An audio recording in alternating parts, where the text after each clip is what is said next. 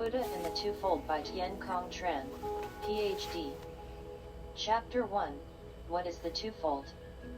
On the way in search of the Dhamma, the Buddha discovered the truth. An important question arose to the Buddha: had the truth he discovered been previously discovered? The answer was, no.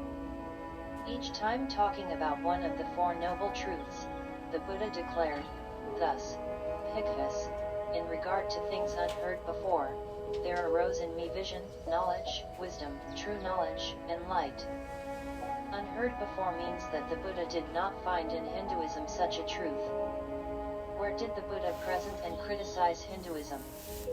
It is in the Discourse on the All-Embracing Net of Views. The Discourse on the All-Embracing Net of Views is one of the most important discourses of the Buddha. It is the first sutta of collection of the long discourses. Why? In this sutta the Buddha summarized all philosophical views of the world other than this world. These views existed in his time. However, they can be the views of other times if these views are not different from the views of his time. And the Buddha criticized that all those views are wrong. In other words, the Buddha wanted to say that until him mankind was still not thinking yet. He was the man who opened a new way of thinking. Therefore, that sutta shows the direction according to which we must read the other suttas of the Buddha, the direction of a thought that has not existed in history. Looking into the thought of his time, the Buddha saw 62 views. These 62 views are divided into 4 views of externalism, 4 views of partial externalism, 4 views of the doctrines of the finitude and infinity of the world, 4 views of the doctrines of endless equivocation, 2 views of the doctrines of fortuitous origination, 16 views of the doctrines of percipient immortality, 8 views of the doctrines of non-percipient immortality, 8 views of the doctrines of neither percipient nor non-percipient immortality, 7 views of annihilationism, and 5 views of the doctrines of Nibbana here and now. The common point of these views is that they talk about a world other than the world we live in. When talking about the past, about the future, or about both the past and the future, Nibbana here and now belongs to the future. People stand in one of those views. How does the Buddha criticize them? 1. The recluses and Brahmins who create those views depend on their feeling. And their feeling is conditioned by contact. That they can experience that feeling without contact, such a case is impossible. And contact is contact through the 6 bases with this world. And this world is composed of the 5 aggregates: form, feeling, perception, formations, and consciousness. 2. With feeling as condition, craving arises. With craving as condition, clinging arises. With clinging as condition, existence arises.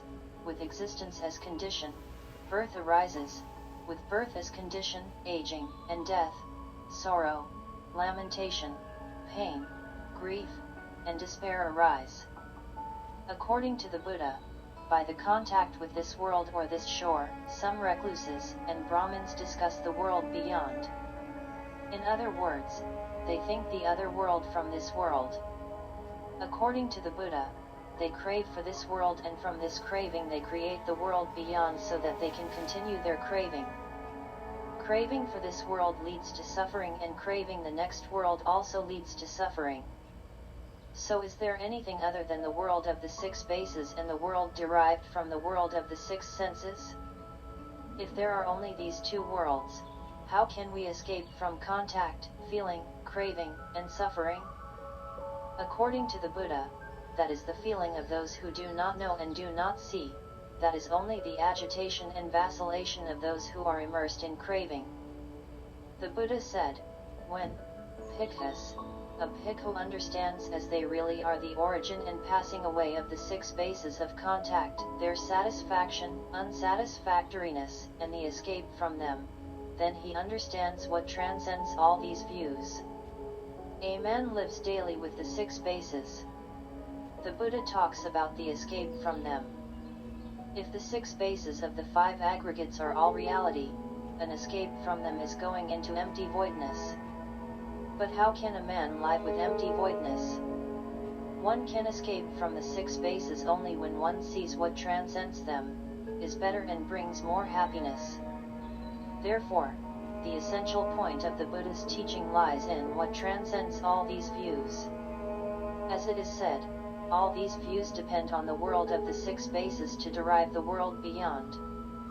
In other words, the world of the six bases and the world beyond are one. Both of them depend on contact, feeling, craving, and lead to suffering. The deliverance from suffering of the 62 views fails because they lead to suffering. It is what transcends those views that leads to true deliverance.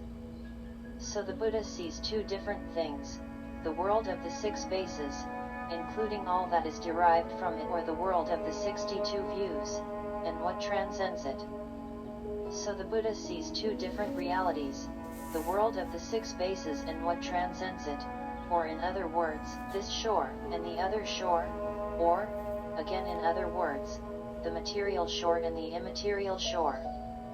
So this shore denotes the world of the six bases, including all that is thought from it, and in all that there are abstract or metaphysical things, and the immaterial shore denotes something other than the material shore. The Buddha sees two realities. Man lives with these two realities here and now, and therefore these two realities can be named the twofold. Twofold is the word the Buddha did not use. But now we use it with the hope that it makes the thought of the Buddha, as well as the thoughts of Lao Tzu, Confucius, and Jesus, clearer. An important point should be noted here: the Buddha sees the twofold or two realities to which man relates. When the Buddha sees the other shore, he sees at the same time the arising, the passing away, the satisfaction and the danger of the six bases and the escape from them. Why? Because the other shore transcends the six bases, leads to the escape from them and to nibbana. In this direction, the Buddha says, the body of the Tathagata, Bhikkhus, stands with the leash that bound it to existence cut. As long as his body stands, gods and men shall see him. But with the breakup of the body and the exhaustion of the life faculty, gods and men shall see him no more. The five aggregates bring existence. Existence is existence on this shore or the material shore. Here leash is craving. Man craves for this shore because he wrongly thinks it is all reality, and so he seeks life in it. Happy or unhappy, life can be found only there. And indeed, amidst suffering, he finds there some happiness. But the Buddha realizes the other shore is the shore of true happiness. Moreover, on that shore there is no suffering, only happiness. His body stands. He cannot abandon his body. Without the body, there is no Buddha. However, though with the body, he is not bound to existence or this shore. With the body, it seems that he belongs to this shore, but indeed, the leash or craving that binds him to this shore has been cut. He has become a Tathagata. He has reached the other shore. Gata means gone to, reached, and to such indicates something true, which cannot be talked about. It should be good to repeat that Hinduism thinks about the world beyond this world. However, because the world beyond is thought from this world, it still belongs to this world. It has the character of existence. Even when annihilationism talks about non-existence, this non-existence is thought from existence. The Buddha abandons the existence of this world as well as the existence of the other world of Hinduism. So, with existence he talks not only about this world but also about the other world of Hinduism. The metaphysical world of Hinduism also belongs to this shore. Although Hinduism thinks that it aims at the other shore, its other shore is this shore and not the true other shore. It is necessary to take note that Hinduism seeks the deliverance from the world of the six bases and it seeks the deliverance in the 62 views. However, the Buddha sees the failure of Hinduism because the 62 views are derived from the world of the 6 bases. Therefore Nitna of the Buddha is different from Nitna of Hinduism. One does not understand the Buddha's teaching when one says that his thought is an offshoot of Hinduism. This world and the next world of Hinduism must come to an end. The world's end can never be reached by meaning of traveling through the world. Yet without reaching the world's end, there is no release from suffering. Therefore, truly, the world knower, the wise one, gone to the world's end, fulfiller of the holy life, longs not for this world or another.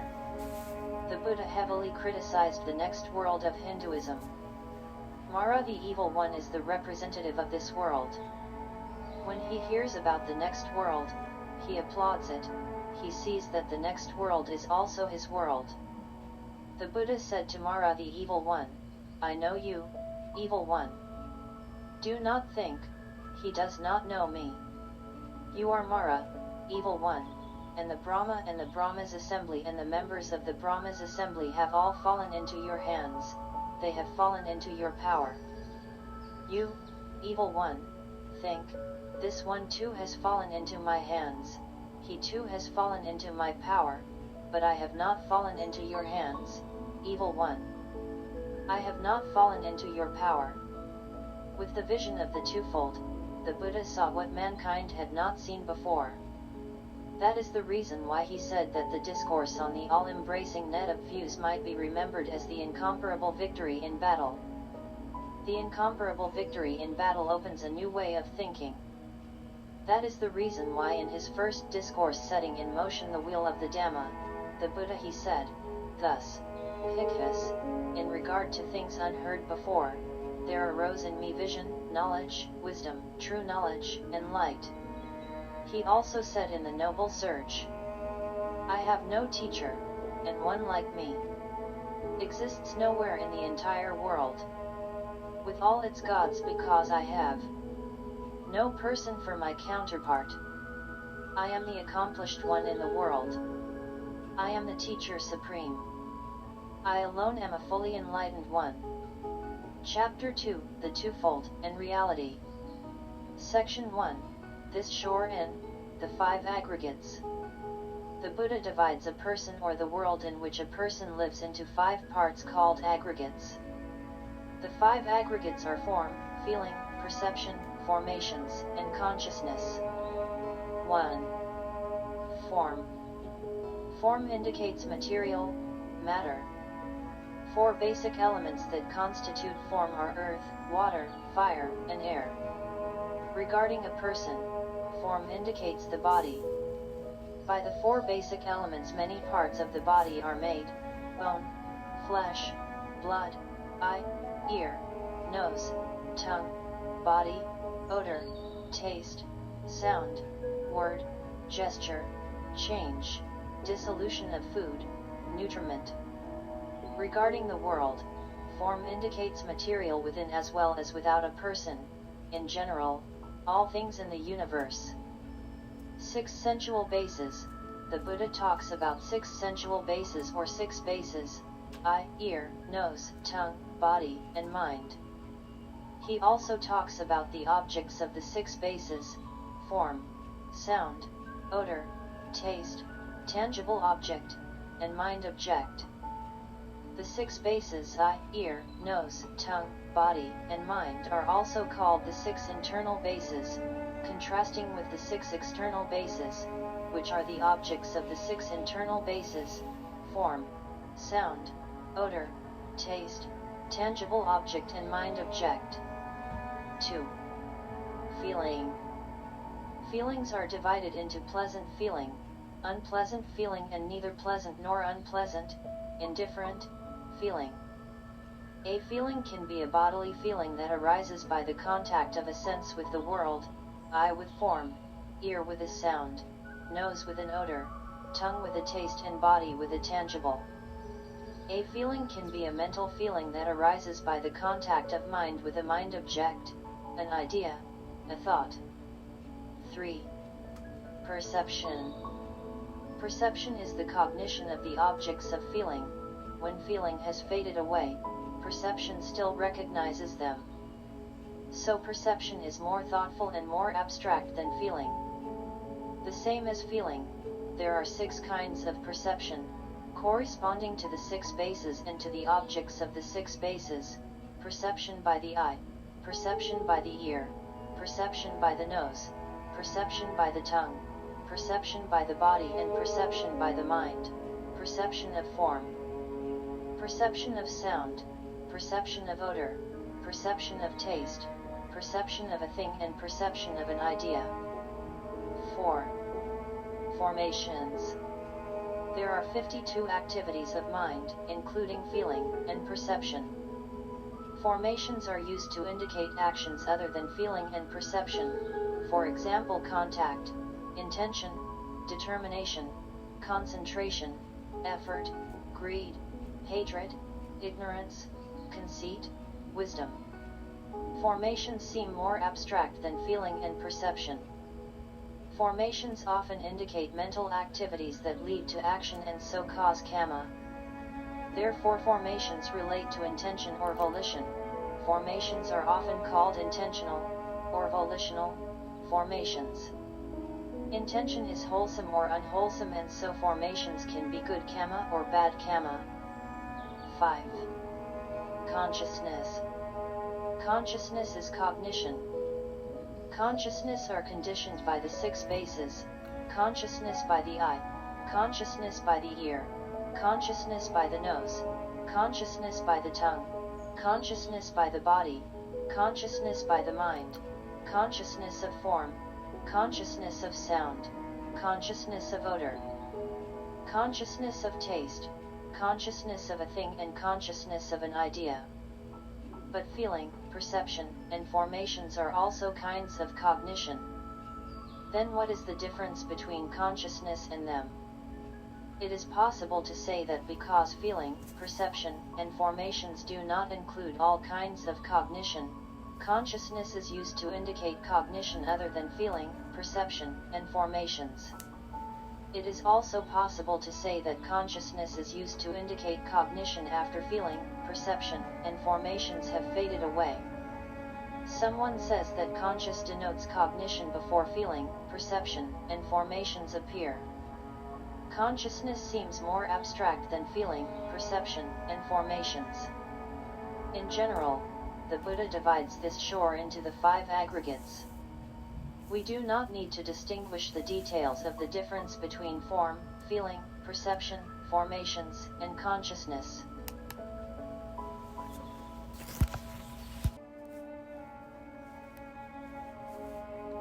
Section 2. The other shore, Nibbana.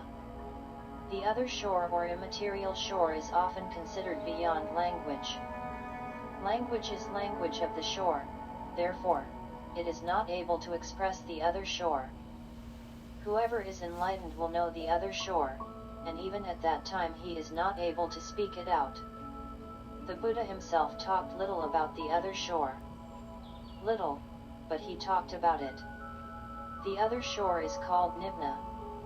In the Noble Search the Buddha said, "This Dhamma I have attained is profound, hard to see and hard to understand, peaceful and sublime, unattainable by mere reasoning, subtle, to be experienced by the wise." Ordinary people are people of this shore. They like sensual desires and crave for, adhere to them. Therefore it is hard for them to understand the other shore, the shore of the stilling of all formations, the relinquishing of all attachments, the destruction of craving, dispassion, cessation, nibbana. This shore is the shore of birth, sickness, aging, death, sorrow, defilement. The other shore is the shore of the unborn, the unailing, the unaging, the deathless, the sorrowless, the undefiled. It is written in the Udana, "There is, O Bhikkhus, a realm where there is neither earth, nor water, nor fire, nor air, neither the sphere of boundless space, nor the sphere of boundless consciousness, nor the sphere of nothingness, nor the sphere of neither perception nor non-perception."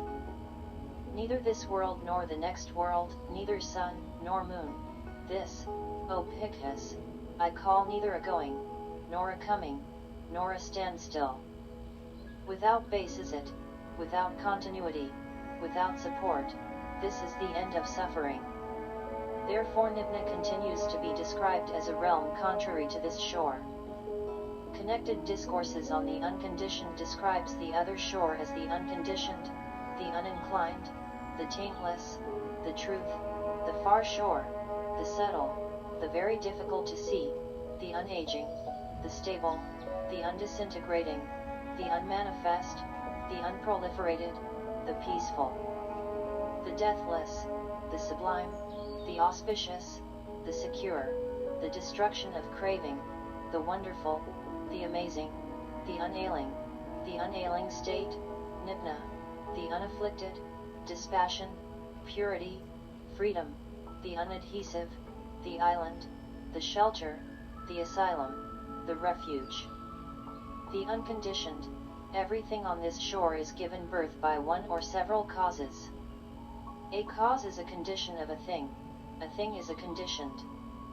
The other shore seems not to be born by any cause, it is the unconditioned. The uninclined, a thing on this shore can incline. The other shore does not incline, it is the uninclined, it helps us not to incline. We need the way to hold ourselves upright. The taintless, life on this shore has numerous taints, the other shore is taintless. The truth, what is truth? Truth is corresponding to reality. For example, there is a smoker. If we say, he smokes, our saying corresponds to reality. For the Buddha, the truth is the realm of happiness. The other shore is the realm of happiness, Nibbana. Jesus also said that he is the truth because his kingdom of heaven is the realm of happiness. The far shore, the material shore is near, the immaterial shore is far. Far is talked in terms of its vagueness. Indeed, the far shore is within us. This shore or the material shore is also called the near shore.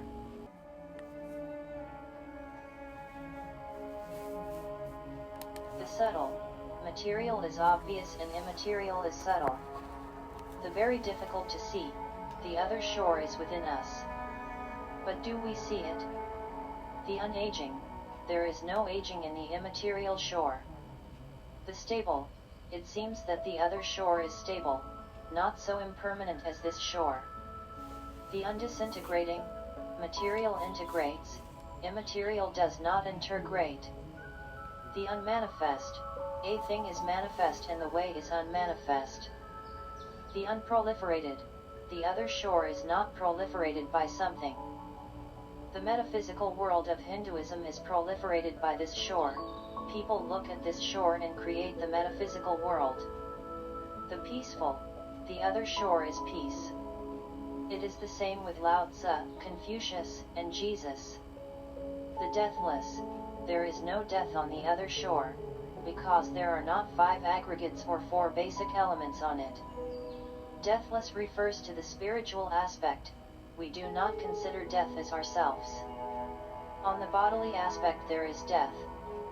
When the Buddha passed away, those bhikkhus who had not yet overcome their passions wept and tore their hair, and those bhikkhus who were free from craving said that, all things are impermanent and subject to decay.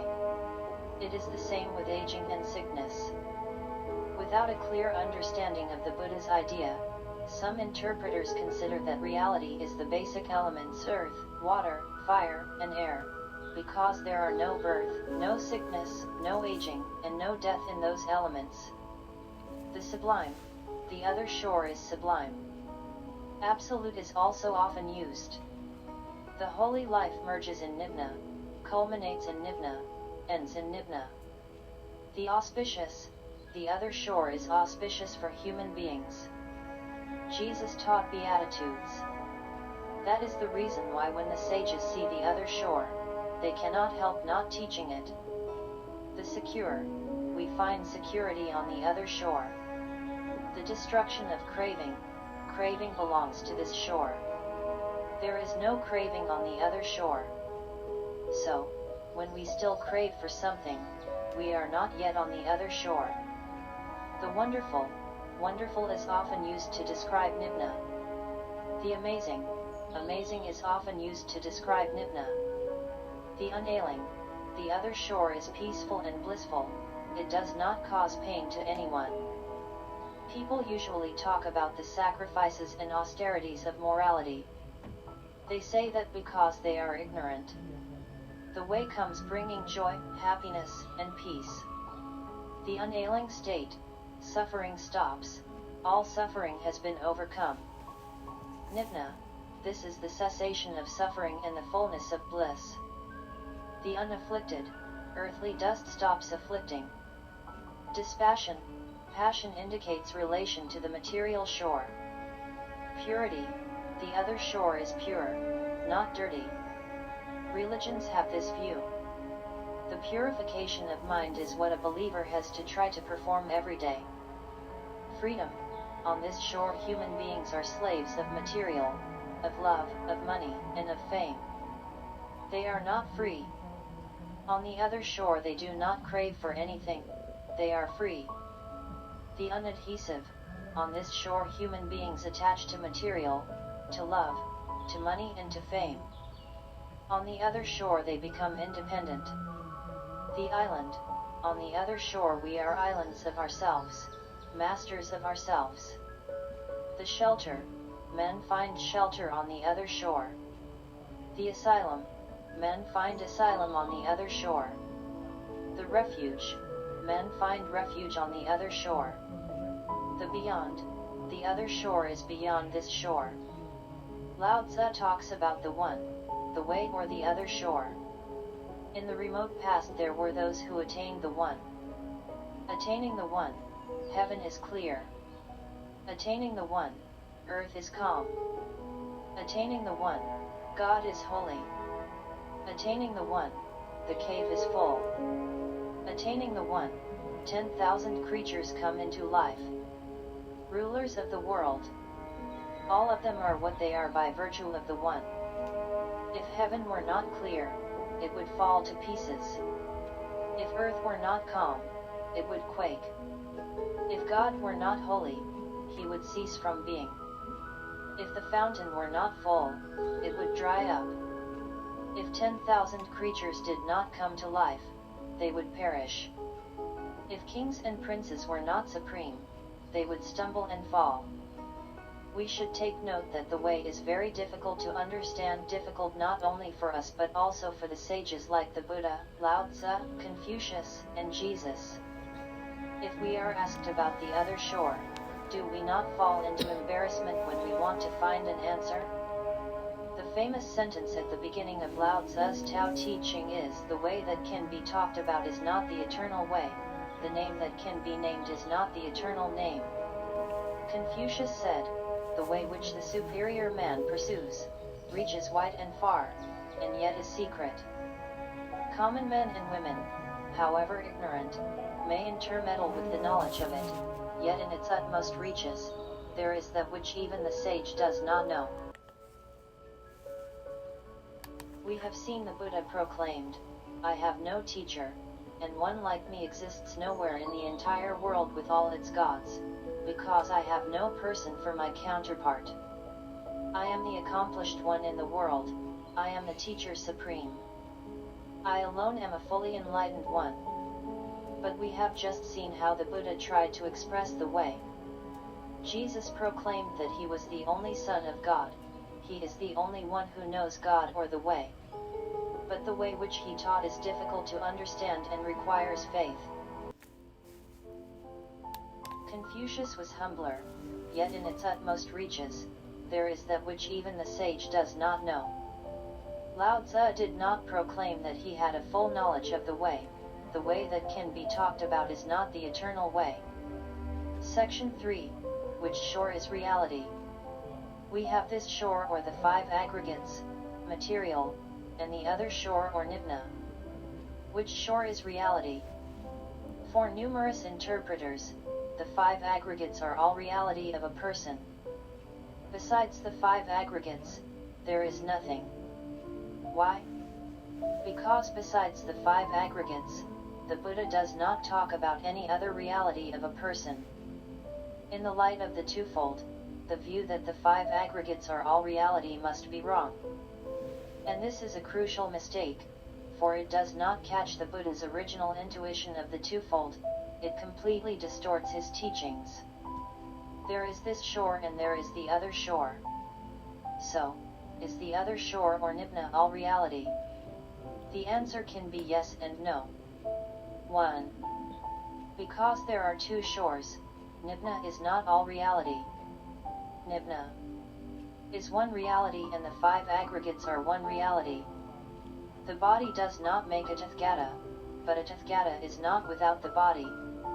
2.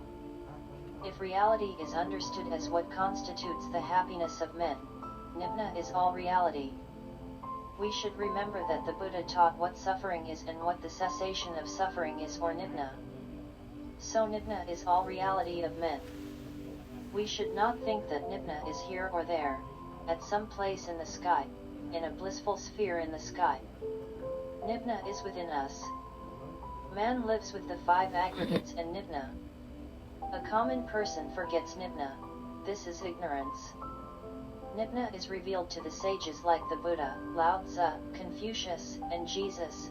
This is enlightenment. Confucius said, common men and women, however much below the ordinary standard of character, can carry a part of it the way into practice, yet in its utmost reaches, there is that which even the sage is not able to carry in practice. Section 4. The problem of two truths in Buddhism, conventional truth and ultimate truth. Saying that the Buddha saw the twofold and this was a vision which was unheard before and at the time of the Buddha, we run into the problem of two truths in Buddhism. There are two truths that are discussed in numerous popular books on Buddhism and their authors are famous monks. So first of all, what are these two truths? And secondly, how are they contrary to the twofold? 1. Two truths. Ledi Sayadaw talks about conventional, relative, truth and ultimate truth. According to conventional truth, we say, for example, self exists, men exist, devas exist, cicadas exist, elephants exist, my head exists. When we say thus, we have no intention of deceiving others. However, it is a hallucination or error. What is impermanent is regarded as permanent or non-self as self. According to ultimate truth, only elements exist. The element of solidity, earth, exists, mind exists, consciousness exists, material aggregates exist. In other words, no self exists, no living soul exists, no person exists, no being exists, nor do hands, nor any members of the body exist, neither does a man exist nor a deva. Elements are not persons, devas, animals, or things. According to ultimate truth, elements exist. If we analyze a thing, we finally come up with elements that make it up. Elements exist really. Persons, devas, animals, or things are only conventional names. There is no Buddha, there is no Krishna, there are no elephants, there are no pots, these are only conventional names. As we know, according to Buddhism the four great elements are earth, water, fire, and air. According to conventional truth, a person exists and continually transmigrates from one existence to another in the ocean of life. But according to ultimate truth, there is no such a person, since material and mental phenomena alone truly exist. Ledi Sayadaw gives an example that is easy to understand. Men dig up lumps of earth and make various kinds of pots, jars, and cups. According to conventional truth a pot exists, but according to ultimate truth what exists is only earth. Earth is an element that exists and is not a term descriptive of a pot. A pot can be made of iron, brass, silver, or gold. A pot is a name and is not a term descriptive of real earth. A pot is a pictorial idea or a mere conception. Earth exists really in a pot is a mere name. Thich Nhat Hanh also talks about relative, or worldly, truth and absolute truth. A wave has a beginning and an end. It is, in comparison with other waves, more or less beautiful, higher or lower, longer lasting or less lasting. But a wave is made of water. Water is not born and does not die, is not higher or lower, not more or less beautiful. In the world of relative truth, the wave feels happy when she swells, and she feels sad when she falls. But in absolute truth, when the wave touches her true nature, which is water, she will transcend birth and death. A human being is made up of only non-human elements. These non-human elements are not born and do not die. And the world of no birth and no death is Nibbana. The world of human beings belongs to relative truth. There are birth, death, suffering and impermanence. The world of elements belongs to absolute truth. There are no birth, no death, no suffering, and permanence. Therefore Nibbana is the world of elements. There is no life and so no birth, no death, no aging, no sickness, and no suffering. The Buddha is there and absolute truth is there. 2. Two truths and the twofold. The twofold states that there are two realities in a thing, material and non-material. A chalice is composed of crystal and the way is heaven, earth, spirit, God. Crystal alone does not make a chalice. A person is composed of a body and the way, spirit. A body alone does not make a Tathagata. A chalice is not a conventional name and does not belong to relative truth, and crystal is not absolute reality and does not belong to absolute truth. A Tathagata is not a conventional name and does not belong to relative truth, and a body which is composed of flesh, blood, bone, does not belong to absolute truth. When the Buddha was enlightened, he saw the twofold or two shores, material shore and non-material shore.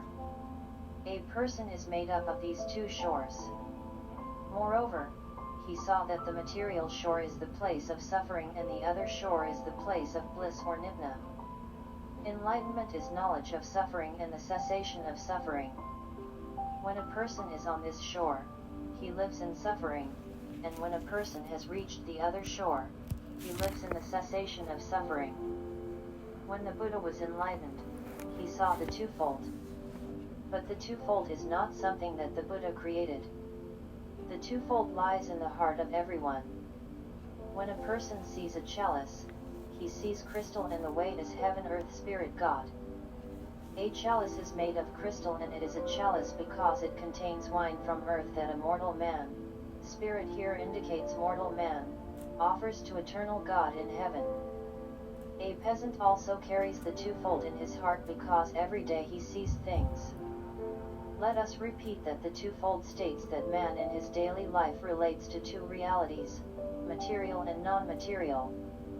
These two realities are present in things like a chalice, a bridge, a monk, a priest. Indeed, earth is not a pot and a pot is not earth. Earth does not make a pot. To become a pot, earth must harbor something else. Earth or material does not make a pot or a thing. To become a pot, earth, or material must harbor something else. This something else is called being or the way or nothing, nothingness. A pot is a real thing and not a conventional, false, name or a hallucination. This is not conventional truth. This is very absolute truth. If we say that the elements earth, water, fire, and air are absolute truth, then according to modern physics this is also false. Physics analyzes earth into molecules and atoms, so, earth is only a conventional name. It is earth that is material, and not yet a thing or a pot. We must leave the shore of earth, material, to reach the other shore, immaterial. A peasant daily sees a pot, he daily leaves the shore of earth and reaches the shore of no earth. If he did not see a pot, he would die of thirst.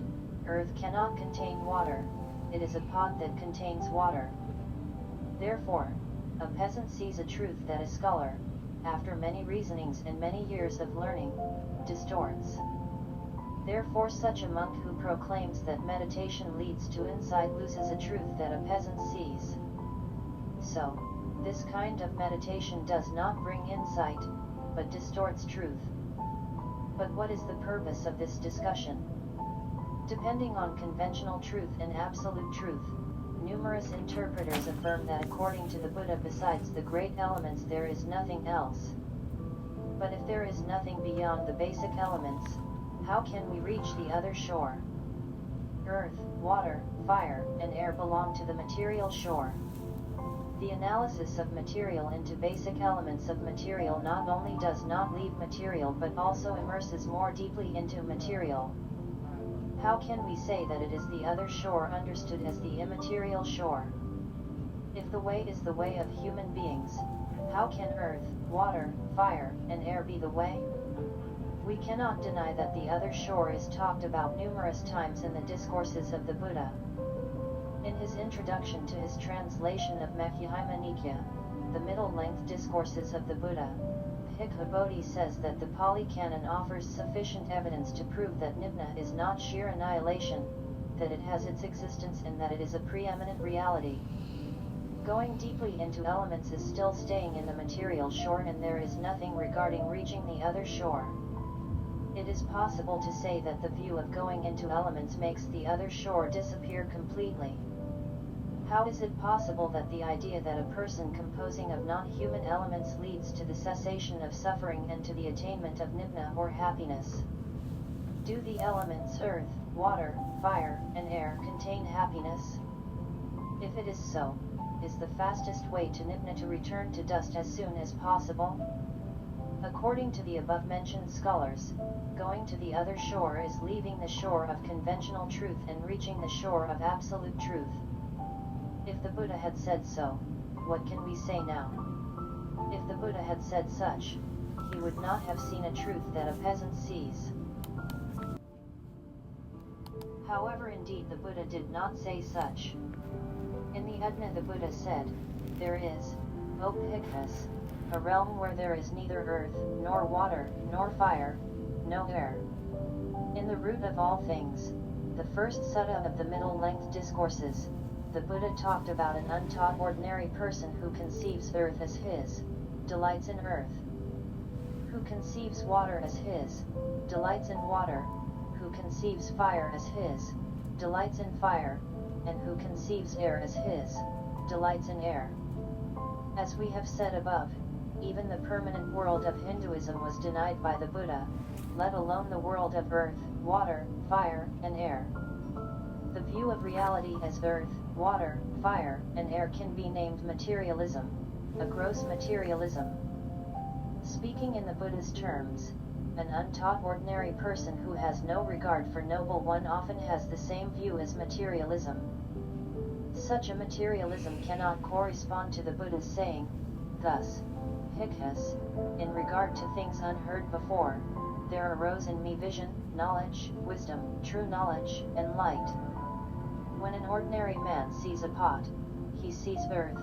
If we ask a peasant what makes a pot, he will answer, earth, even though when he sees a pot, he also implicitly sees something other than earth. When the Buddha talked about the other shore, he wanted to talk about the shore other than earth, material. That is the difference between a sage and an ordinary person. If we go from a pot to earth, we still are on this shore with ordinary men. Material is rice husk, and the other shore is pure gold.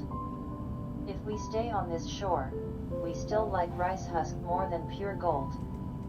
The Buddha told us to abandon rice husk and to seek pure gold.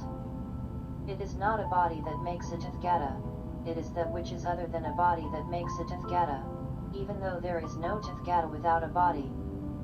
When he was enlightened, the Buddha intended not to teach the Dhamma because he considered, this Dhamma that I have attained is profound, hard to see and hard to understand, peaceful and sublime, unattainable by mere reasoning, subtle, to be experienced by the wise. But this generation delights in attachment to sensual pleasure, takes delight in attachment to sensual pleasure, rejoices in attachment to sensual pleasure. Sensual pleasure is this shore. Earth, water, fire, and air are the basic elements to which people attach themselves. And they are taints that are to be cleaned up. How can the Dhamma be taught to those who conceive earth, water, fire, and air as the other shore? When the Buddha made the decision to teach the Dhamma, he wanted to first teach it to his two previous teachers Lakrama and Uddakaramaputta because they had little dust, or earth, water, fire, and air, in their eyes. The problem conventional truth and absolute truth relates to another important problem in Buddhism. As we have said above, the Buddha did not teach that a Tathagata continues after death. He did not teach that a Tathagata does not continue after death. He did not teach that a Tathagata both continues and does not continue after death.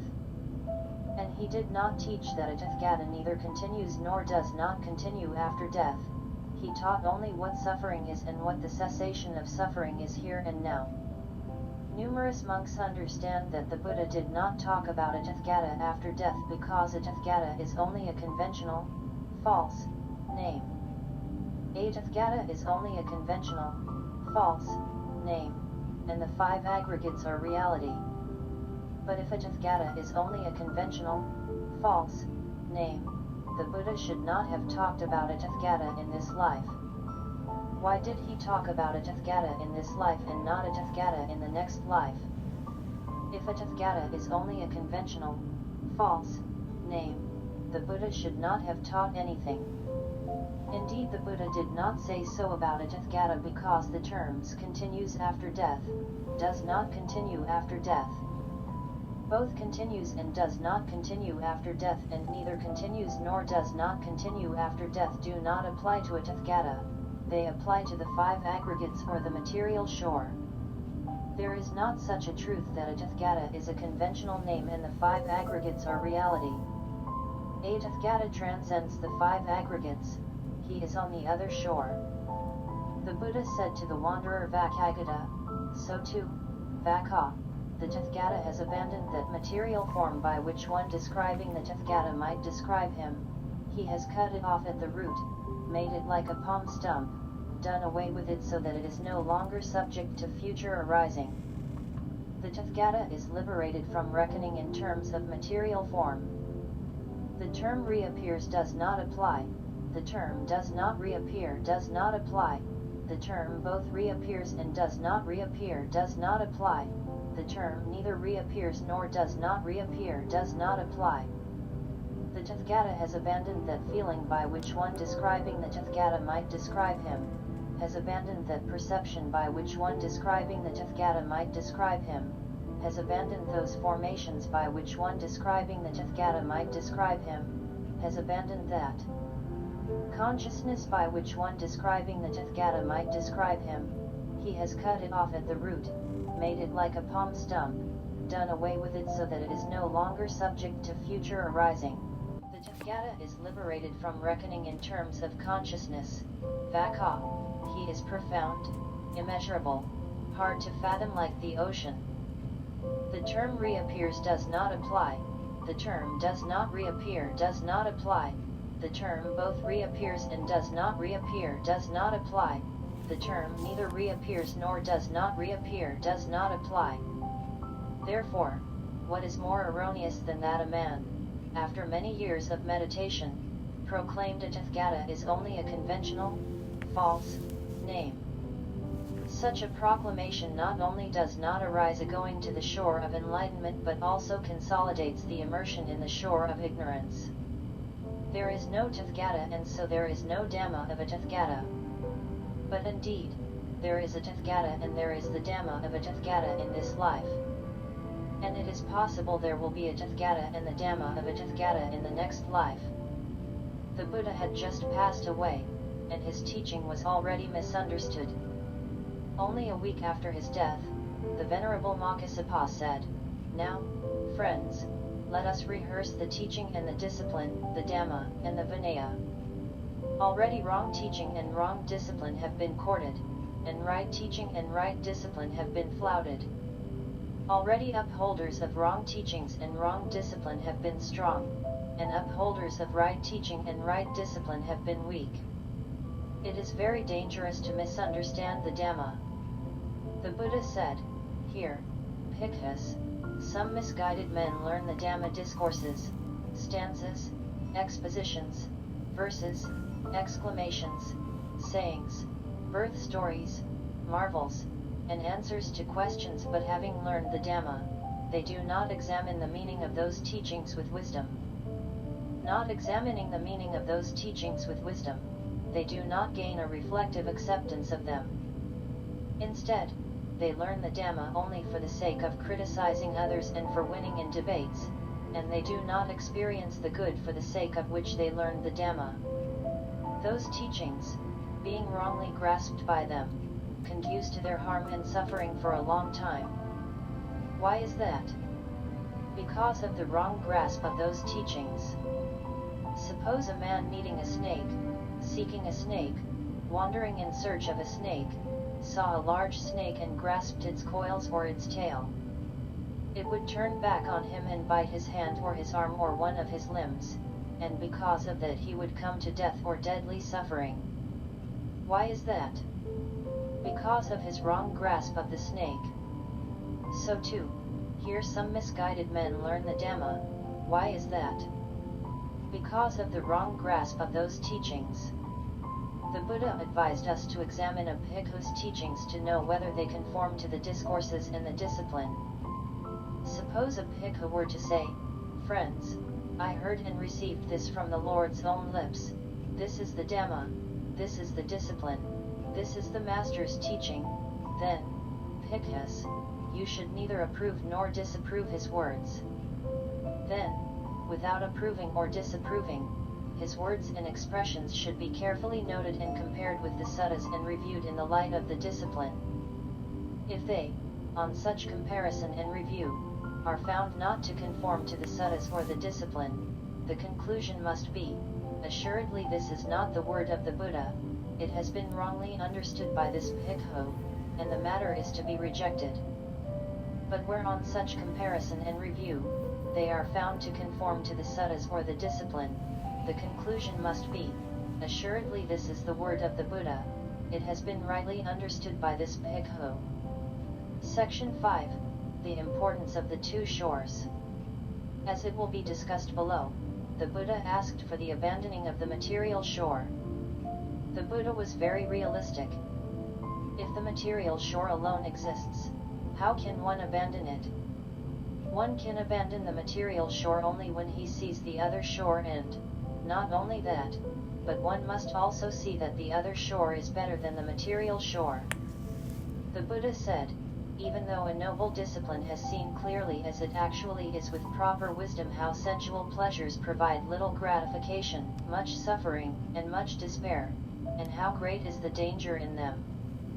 As long as he still does not attain to the rapture and pleasure that are apart from sensual pleasures, apart from unwholesome states, or to something more peaceful than that, he may still be attracted to sensual pleasures.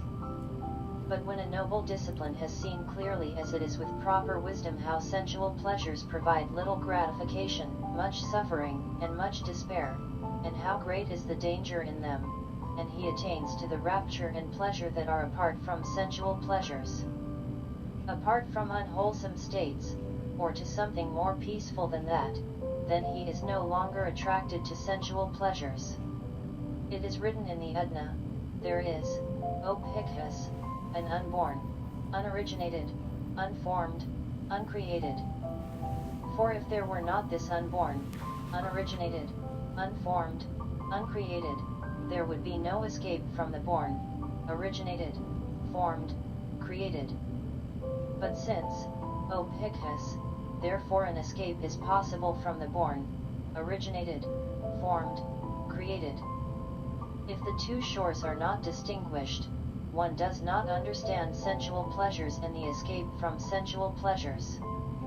If the two shores are not distinguished, a recluse is still able to attach to the 5 cords of sensual pleasures.